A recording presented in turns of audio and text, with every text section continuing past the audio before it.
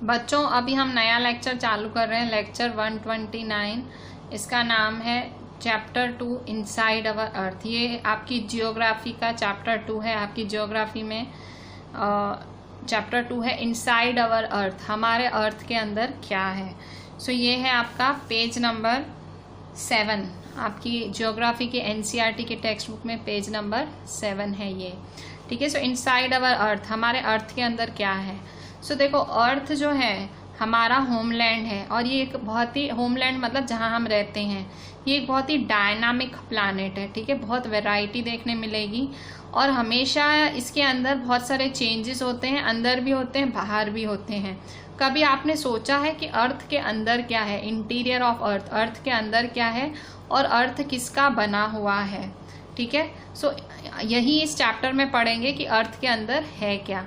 सो जैसे कि एक ओनियन, ठीक है। सो इंटीरियर ऑफ अर्थ, हेडिंग है इंटीरियर ऑफ द अर्थ, अर्थ के अंदर है क्या। तो जैसे कि एक ओनियन, तो जैसे एक ओनियन में, ओनियन कैसे इतने सारे छिलकों का बना होता है, इतने सारे परतों का बना होता है, वैसे अर्थ भी बहुत सारी लेयर्स का बना हुआ है, गोल गोल लेयर्स का बना हुआ है, ठीक है। सो अर्थ किसकी तरह है, ओनियन की तरह। So just like an onion the earth is made up of several concentric layers, ठीक है। एक के ऊपर एक लेयर है, ठीक है। सो अब ध्यान देना, सबसे अपर क्रस्ट, सबसे ऊपर वाली लेयर, ठीक है। So the upper most layer over the earth surface is called the crust. सबसे ऊपर वाली लेयर को क्रस्ट कहा जाता है। The upper most layer over the earth surface is called the crust. It is the thinnest of all the layers, सबसे पतली layer होती है। It is the thinnest of all the layers. It is about 35 kilometre. इस layer, ये layer कितनी है, 35 kilometre. देखो यहाँ पे ये इंटीरियर ऑफ अर्थ का डायग्राम है। सबसे ऊपर देखो, ये जो सर्कल की लाइनिंग है, बाउंड्री है, ये क्रस्ट है। तो सबसे ऊपर क्या है, क्रस्ट, और सबसे पतली लेयर है 35 किलोमीटर, ठीक है। It is about 35 kilometre on the continental masses and only 5 kilometer on the ocean floors.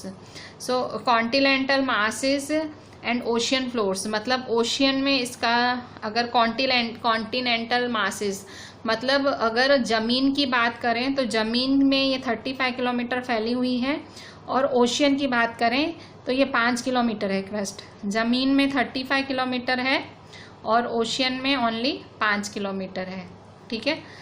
So the main mineral constituents of the continental mass are silica and alumina, मतलब continental mass मतलब जमीन। So the main mineral constituents of the continental mass are silica and alumina, silica और alumina. मतलब ये जो जमीन है, continental crust है, वो किसका बना होता है, सिलिका और एलुमिना का बना होता है। और इसे क्या कहा जाता है, सायल। सायल, SI मतलब सिलिका, एल मतलब एलुमिना। सो कॉन्टिनेंटल मास किसका बना होता है, सिलिका और एलुमिना का बना होता है। और ओशियनिक क्रस्ट में क्या, ये सिलिका एलुमिना। जो कॉन्टिनेंटल मास है, कॉन्टिनेंटल मास मतलब जमीन किसकी बनी होती है, सिलिका और एलुमिना की। और ओशियन किसका बना होता है, the oceanic crust mainly consist of silica and magnesium. It is therefore called sima, ठीक है। जो ओशियनिक क्रस्ट है, जो ओशियन का ऊपरी हिस्सा है, वो किसका बना होता है, सिलिका और मैग्नीशियम, जिसको सीमा बोलते हैं, ठीक है। सिलिका और एल्यूमिनियम, Cl किसका क्रस्ट है, Cl क्रस्ट है कॉन्टिनेंटल मास का। और सिलिका और मैग्नीशियम, सीमा किसका क्रस्ट है, कॉन्टिनेंट, ओशियन का। ओशियन क्रस्ट को सीमा, ओशियन क्रस्ट सीमा से बना हुआ है, और कॉन्टिनेंटल क्रस्ट किसका बना हुआ है, Cl का, ठीक है। ये 1 मार्क में बहुत ही काम की चीज़ है, ठीक है। फिर just beneath the crust is the mental, crust के नीचे क्या है, मेंटल। सो MANTLE, ठीक है। ये देखो ये क्रस्ट बना हुआ है ना, ये क्रस्ट बना हुआ है, तो इसके नीचे क्या है, तुरंत मेंटल, MANTLE, ये मेंटल है, ठीक है। सो क्रस्ट के तुरंत नीचे है मेंटल। सो लिखा हुआ है जस्ट बीनीथ द क्रस्ट। पहले देखो हमने पूरा क्रस्ट के बारे में पढ़ा, ये क्रस्ट। सो क्रस्ट में 2 होते हैं, एक कॉन्टिनेंटल और एक होता है ओशियनिक। सो कॉन्टिनेंटल Cl का बना होता है, सिलिकॉन एल्यूमिनियम, और जो ओशियनिक क्रस्ट होता है वो किसका बना होता है, सिलिकॉन और मिक्का मैग्नीशियम का, ठीक है, सीमा का बना होता है। अब इसके नीचे मेंटल, MANTLE, मेंटल, MANTLE। सो अब ये मेंटल किसका बना हुआ होता है? सो मेंटल बना होता है just beneath the crust is the mantle which extends up to the depth of 2900 kilometre below the crust. मतलब क्रस्ट के नीचे होता है, और कितनी गहराई है उसकी? 2900 किलोमीटर। देखो कितनी गहराई है, ये पूरी 2900 किलोमीटर्स की गहराई है, ठीक है। So the inner most layer is the core with the radius of about 30 it is main. और ये मेंटल में क्या है? फिर the inner most layer is the core with the radius of about 3500 kilometre. तो जो इनर मोस्ट लेयर है वो 3500 किलोमीटर का है, और वो निकल और आयरन का बना होता है। निकल का सिंबल Ni होता है और आयरन का सिंबल Fe होता है। अगर साइंस में आप मेटल्स और उनके सिंबल्स पढ़ोगे ना, तो निकल का सिंबल Ni होता है और आयरन का Fe, ठीक है। सो इसलिए उसको नाइफ कहा जाता है। सो जो अंदर वाला लेयर है क्रस्ट का, वो नाइफ का बना होता है, निकल और आयरन। Fe मतलब आयरन। द सेंट्रल कोर, बीच वाले हिस्से में बहुत ज़्यादा टेम्परेचर और प्रेशर होता है। सो यहाँ देख लो फिर से, ये डायग्राम बहुत ज़्यादा इम्पॉर्टेंट है। ये डायग्राम आपको ड्रॉ करना पड़ेगा। ऐसी आप बैंगल लेना, जैसी मेरे को पहनी हुई है, अपनी मम्मी की उतरवाना या खुद के पास हो, उस बैंगल से आप ये ड्रॉ कर लेना। आपको राउंडर यूज़ करना है तो राउंडर यूज़ करना। इंटीरियर ऑफ अर्थ लिखना है इस पर।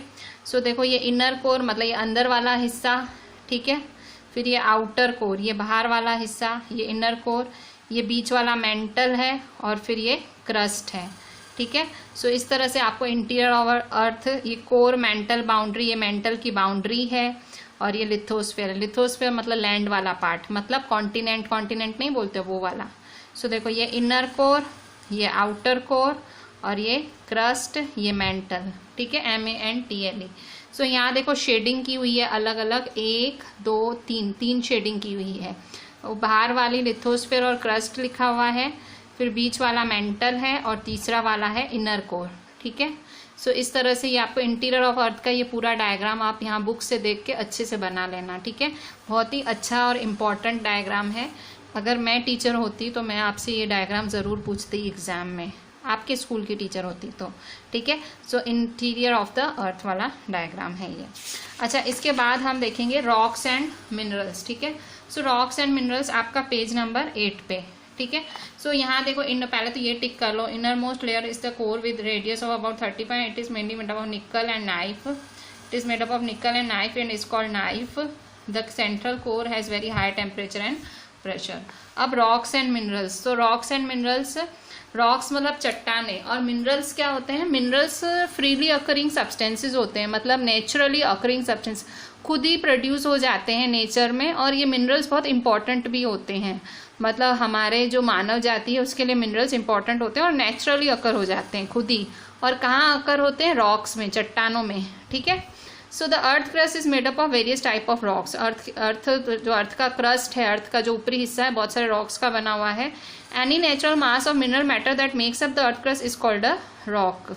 सो कोई भी मतलब मिनरल से बना हुआ कोई भी अर्थ का हिस्सा उसे रॉक कहेंगे, ठीक है। सो यहाँ रॉक की डेफिनेशन है, any natural mass of mineral matter that makes up the earth crust is called a rock, ठीक है। So rocks can be of different colour, size, texture. मतलब कलर भी डिफरेंट हो सकता है, साइज भी डिफरेंट हो सकती है। टेक्सचर मतलब सैंडी हो सकता है या क्लेई हो सकता है, ठीक है, अलग अलग टेक्सचर हो सकता है। So there are 3 major types of rock. 3 तरह के रॉक्स होते हैं। There are 3 major types of rocks. पहला है igneous rock, sedimentary rock, metamorphic rock, ठीक है। 3 तरह के रॉक्स हैं, इग्नियस, सेडिमेंट्री और मेटामॉर्फिक, ठीक है। सो 3 तरह के रॉक्स होते हैं। अच्छा, इग्नियस वर्ड का मतलब क्या है? सो इग्नियस यहाँ देखो लिखा हुआ है, इग्नियस का मतलब फायर, सेडिमेंट्री का मतलब सेटल डाउन, और मेटामॉर्फिक का मतलब होता है चेंज, ठीक है। सो ये ऐसे मतलब लिखे हुए हैं। सो आगे तो मतलब हम पढ़ेंगे, पर फिलहाल ये मतलब ऐसे लिखे हुए हैं कि इग्नियस मतलब फायर, सेडिमेंट्री मतलब सेटल डाउन, और मेटामॉर्फिक मतलब चेंज होना। अच्छा, अब यहाँ देखो, जब हमारा अर्थ का, ठीक है, अर्थ में जब when the molten magma cools, आपको पता है कि चट्टानों में से एकदम जो मैग्मा ऐसे एकदम धुआं धुआं लावा निकलता है, सो वो पिघला हुआ जो मैग्मा है वो जब ठंडा हो जाता है तो सॉलिड हो जाता है। सो जो रॉक्स बनते हैं वो इग्नियस रॉक्स बनते हैं। इसलिए तो देखो इग्नियस मतलब फायर, तो इग्नियस रॉक्स कैसे बनते हैं? When the molten magma cools, जब वो पिघला हुआ मैग्मा कूल हो जाता है, वो ठंडा हो जाता है, और जो रॉक्स बनते हैं उन्हें क्या कहते हैं? Igneous rocks. तो इग्नियस रॉक्स कैसे बनते हैं? मोल्टन मैग्मा में से। इसलिए देखो फायर कहा गया है, क्योंकि मोल्टन मैग्मा मेल्ट होगा, पिघलेगा, तो एकदम गर्मी से पिघलेगा ना एकदम। आप देखते हो ना चट्टानों में से धुआं धुआं निकलता है, तो वो क्या होते हैं? Igneous rocks. They are also called primary rocks. इन्हें कोई पूछे इग्नियस रॉक्स का दूसरा नाम तो क्या बोलेंगे? Primary rocks. So they are called primary rocks. तो दो तरह के इग्नियस रॉक्स होते हैं। इग्नियस रॉक्स कितने तरह के होते हैं? There are 2 types of igneous rocks. पहला इंट्रूसिव, दूसरा extrusive rocks. Intrusive rocks, extrusive rocks, ठीक है। सो पहले तो लावा क्या है? अब आपने ये जो मोल्टन लावा वर्ड, मोल्टन मतलब पिघला हुआ, लावा मतलब लावा आपने देखा होगा, वॉल्केनो होते हैं बड़े बड़े, उसमें से लावा निकलता है। तो लावा क्या होता है? एकदम लाल, एकदम कहते हैं ना एकदम लाल मोल्टन मैग्मा, जो कि अर्थ के अंदर से निकलता है। और जब ये मोल्टन लावा जब अर्थ पे आता है तो एकदम ठंडा हो जाता है और सॉलिड हो जाता है।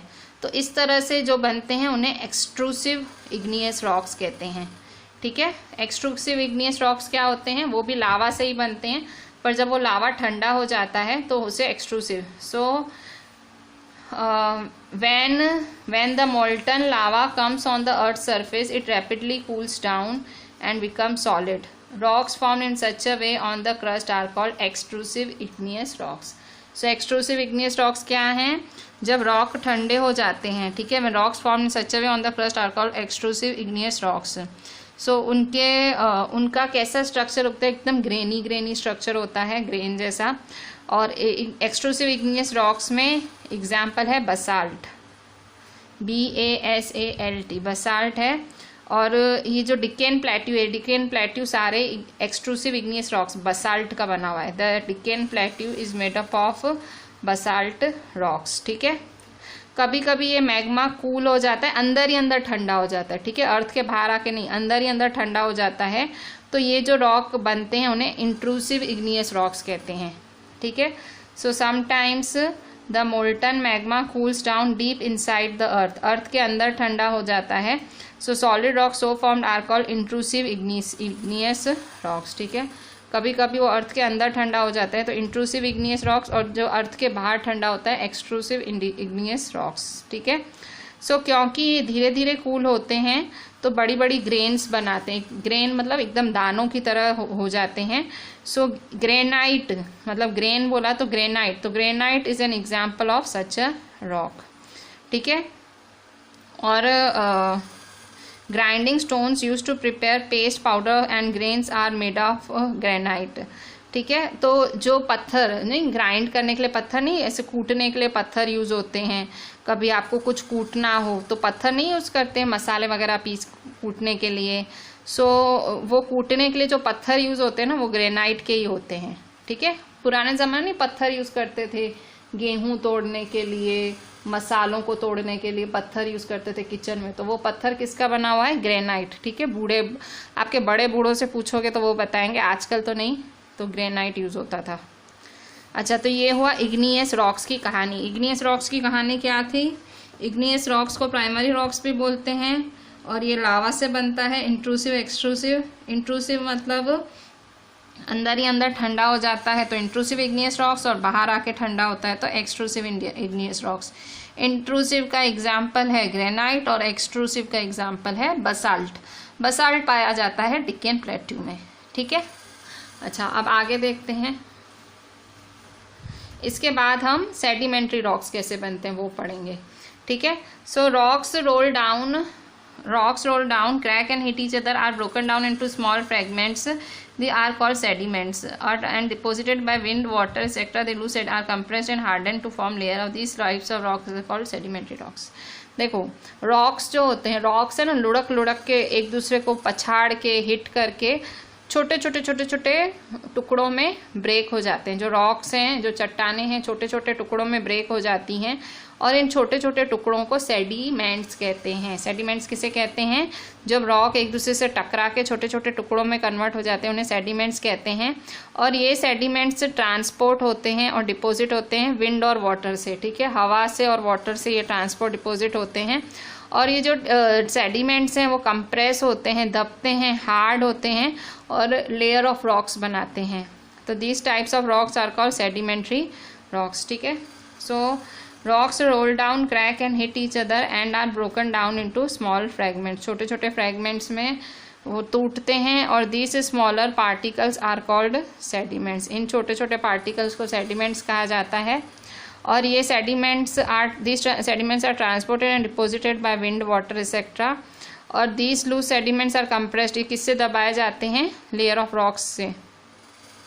These types of rocks are called sedimentary rocks. इन्हें सेडिमेंट्री रॉक्स कहा जाता है, ठीक है। सो जो सैंडस्टोन है वो, तो सेडिमेंट्री रॉक्स क्या हैं? जो टकरा के टुकड़े टुकड़े हो जाते हैं और फिर हवा से या पानी में बह के एक जगह जाके ढह जाते हैं और जाके सेटल हो जाते हैं, नीचे जाके सेटल हो जाते हैं और फिर वो रॉक चट्टानें बनाते हैं। सो उसे हम कहते हैं सेडिमेंट्री रॉक। सेडिमेंट्री रॉक किसका बना हुआ है? सो फॉर एग्जाम्पल सैंडस्टोन, ठीक है। सो सैंडस्टोन एग्जाम्पल है सेडिमेंट्री रॉक का। सो इग्नियस और सेडिमेंट्री रॉक्स बदल के किस में बदल सकते हैं? मेटामॉर्फिक रॉक्स में, ठीक है। अगर इनको हीट किया जाए, अगर इग्नियस और सेडिमेंट्री रॉक्स को आप हीट करोगे तो क्या बन जाएंगे? Metamorphic rocks. मेटामॉर्फ वर्ड का ही मतलब क्या होता है? चेंज होना, ठीक है। अगर आप इग्नियस और सेडिमेंट्री रॉक को बहुत ज़्यादा प्रेशर, बहुत ज़्यादा हीट दोगे तो किस में चेंज हो जाएंगे? Metamorphic rocks. तो igneous and sedimentary rocks can change into metamorphic rocks under great heat and pressure. बहुत ज़्यादा हीट और प्रेशर की वजह से ये इग्नियस और सेडिमेंट्री रॉक मेटामॉर्फिक रॉक्स में चेंज हो सकते हैं। तो for example clay changes into slate and limestone into marble. Clay किस में चेंज हो जाती है? स्लेट में। और लाइमस्टोन किस में चेंज हो जाता है? मार्बल में, ठीक है। सो ये किसके एग्जाम्पल हैं? इग्नियस और सेडिमेंट्री रॉक्स के। सो इग्नियस और सेडिमेंट्री रॉक को अगर आप और हीट करो और प्रेशर दो तो किस में चेंज होगा? मेटामॉर्फिक रॉक्स में। पर जैसे कि क्ले, मिट्टी चेंज हो जाएगी स्लेट में, लाइमस्टोन। तो ये स्लेट और ये मार्बल किसका एग्जाम्पल है? मेटामॉर्फिक का, ठीक है। इग्नियस कैसे बनता है? सबसे मेन इग्नियस है। इग्नियस लावा से बनता है। लावा इग्नियस दो तरह के, इंट्रूसिव, एक्सट्रूसिव। इंट्रूसिव मतलब अंदर ठंडा होता है, एक्सट्रूसिव बाहर आके ठंडा होता है। सेडिमेंट्री क्या होता है? टुकड़े टुकड़े नीचे इकट्ठे हो जाते हैं। और इन दोनों से क्या बनता है? और प्रेशर और हीट करो तो मेटामॉर्फिक बनता है, ठीक है। सो इस तरह से तो देखो रॉक्स है ना, बहुत ज़्यादा यूजफुल होते हैं। ये जो रॉक्स हमने पढ़े, सो रॉक्स बहुत ज़्यादा यूजफुल होते हैं। जो हार्ड रॉक्स होते हैं, so the hard rocks are used for making roads, houses, buildings, ठीक है। सो ये हार्ड रॉक्स होते हैं, ये हमारे रोड, हाउस और बिल्डिंग बनाने में काम आते हैं, ठीक है। सो इसलिए ये बहुत सारे यूजफुल होते हैं। तो आपको जान के आप हैरान होगे कि एक तरह का रॉक दूसरे रॉक में चेंज हो जाता है कि पर कुछ कंडीशंस में होता है, ऐसे ही नहीं चेंज हो जाएगा, कुछ कंडीशंस में चेंज होगा, ठीक है। One type of rock changes to another type under certain conditions in a cyclic manner, ठीक है। मतलब एक साइक्लिक मैनर में देखो इस तरह से चेंज होता है। उनको कोई कंडीशन, मतलब थोड़ी हीट देनी पड़ेगी, प्रेशर देना पड़ेगा, तो ही एक तरह का रॉक दूसरे रॉक में कन्वर्ट होगा। जैसे यहाँ देखो सेडिमेंट्री रॉक मेटामॉर्फिक में कन्वर्ट हुआ, ठीक है। फिर यहाँ देखो मैग्मा मतलब लावा किस में कन्वर्ट हुआ? इग्नियस में। सो इस तरह से कुछ कंडीशंस से ही एक दूसरे में कन्वर्ट होते हैं। So one type of rock changes to another type under certain conditions in a cyclic manner. और एक साइकिल चलती है, ऐसे नहीं कोई भी किसी में भी कन्वर्ट हो गया। देखो सेडिमेंट्री मेटामॉर्फिक में हुआ, मेटामॉर्फिक से मैग्मा, फिर मैग्मा से इग्नियस हुआ, इग्नियस से सेडिमेंट्स हुआ, ठीक है। फिर सेडिमेंट से सेडिमेंट्री हुआ, सेडिमेंट्री मैग्मा में हो सकता है। तो ये एक तरह की साइकिल है, ठीक है। So this process of transformation of rock from one to another is known as rock cycle. ठीक है, इसे क्या कहा जाता है? रॉक साइकिल कहा जाता है। सो आपने पहले भी पढ़ा हुआ है कि जब मोल्टन मैग्मा कूल होता है, आपने पहले भी पढ़ा हुआ है जब मोल्टन मैग्मा कूल होता है तो वो सॉलिड होके क्या बनाता है? वो सॉलिडिफाई होके इग्नियस रॉक्स बनाता है। ठीक है, when the molten magma cools it solidifies to become igneous rocks. ठीक है, जब मोल्टन मैग्मा कूल होता है वो कूल होके इग्नियस रॉक्स बनाता है सॉलिडिफाई होके, और ये इग्नियस रॉक्स ब्रेक होते हैं छोटे छोटे पार्टिकल्स में जो कि ट्रांसपोर्ट होते हैं, डिपॉजिट होते हैं सेडिमेंट। ये मतलब साइकिल समझा रहा है आपको, ये जो साइकिल ड्रॉ की हुई है वो समझा रहा है। क्या समझा रहा है? कि जब मोल्टन मैग्मा, जो पिघला हुआ मैग्मा है, जब वो ठंडा होता है तो सॉलिडिफाई होके क्या बनाता है? Igneous rocks. ठीक है, सो ये इग्नियस रॉक्स जब छोटे छोटे पार्टिकल्स में ये इग्नियस रॉक्स जो छोटे छोटे पार्टिकल्स में ब्रेक होते हैं तो ये ट्रांसपोर्ट और डिपॉजिट होते हैं और वो सेडिमेंट्री रॉक्स बनाते हैं। ठीक है, so when igneous and sedimentary rocks are subjected to heat and pressure they change into metamorphic rocks. ठीक है, सो जब इग्नियस और सेडिमेंट्री रॉक्स पे जब हीट और प्रेशर दिया जाता है, ये सब वापस रिपीट हो रहा है। ठीक है, मतलब इग्नियस रॉक कैसे बना? जब मैग्मा कूल हुआ, फिर इग्नियस रॉक जब टूटा तो क्या बना? सेडिमेंट्री बना, फिर इग्नियस और सेडिमेंट्री पे आपने हीट और प्रेशर डाला तो क्या बना? मेटामॉर्फिक बना। ठीक है, फिर अगर आपने और प्रेशर दिया, और मेटामॉर्फिक रॉक को और प्रेशर दिया तो क्या होगा? The metamorphic rocks which are still under great height and pressure melt down and to form molten magma. वो वापस फिर मोल्टन मैग्मा, वापस लावा बन जाएंगे। सो फिर से उसको ठंडा करके फिर से इग्नियस रॉक, मतलब ये साइकिल ही हुई ना। कैसे साइकिल हुई? देखो, पहले मोल्टन मैग्मा को ठंडा किया, इग्नियस रॉक बने, फिर इग्नियस रॉक के टुकड़े किए तो सेडिमेंट्री बने, फिर सेडिमेंट्री रॉक और इग्नियस रॉक पे प्रेशर किया तो मेटामॉर्फिस बना, फिर मेटामॉर्फिस को फिर और प्रेशर दिया और हीट दी तो वो वापस पिघल गया, मैग्मा बन गया, फिर वापस उसको कूल किया तो इग्नियस बना। सो साइकिल की तरह ही वर्क कर रहा है ना। ये देखो, पूरी साइकिल ही तो चल रही है। देखो यहाँ पे पहले देखो क्या हुआ, मैग्मा है। ठीक है, मैग्मा से इग्नियस हुआ, इग्नियस से सेडिमेंट्स हुआ, सेडिमेंट्री से मेटामॉर्फिक। ठीक है, फिर इस तरह से मतलब ये साइकिल ऐसे चलती है। ठीक है, खैर ये डायग्राम बनाने की जरूरत नहीं है, इसी में ही आपको अच्छे से समझ आएगा, पर पॉइंट वाइज लिखना। ठीक है, पॉइंट वाइज लिखोगे तो अच्छे से समझ आएगा। सो देखो, रॉक्स है ना, अलग अलग, पेज नंबर 10 पे रॉक्स जो हैं अलग अलग मिनरल्स के बने होते हैं। और मिनरल्स क्या होते हैं? मिनरल्स नेचुरली अकरिंग सब्सटेंसेस होते हैं। ठीक है, मैंने आपको पहले ही बताया था, मिनरल्स खुद से उगते हैं। सो रॉक्स हैं वो अलग अलग मिनरल्स के बनते हैं, और मिनरल्स क्या होते हैं? नेचुरली अकरिंग सब्सटेंसेस होते हैं, और इनमें कुछ फिजिकल प्रॉपर्टीज होती है, कोई डेफिनेट केमिकल कंपोजिशन होता है। मिनरल्स हमारे लिए बहुत इंपॉर्टेंट हैं। कुछ मिनरल्स तो फ्यूल की तरह यूज होते हैं। मिनरल के एग्जाम्पल, फॉर एग्जाम्पल मिनरल के example coal, natural gas and petroleum. Minerals industries में भी यूज होते हैं, they are used in industries. Iron, aluminium, gold, uranium.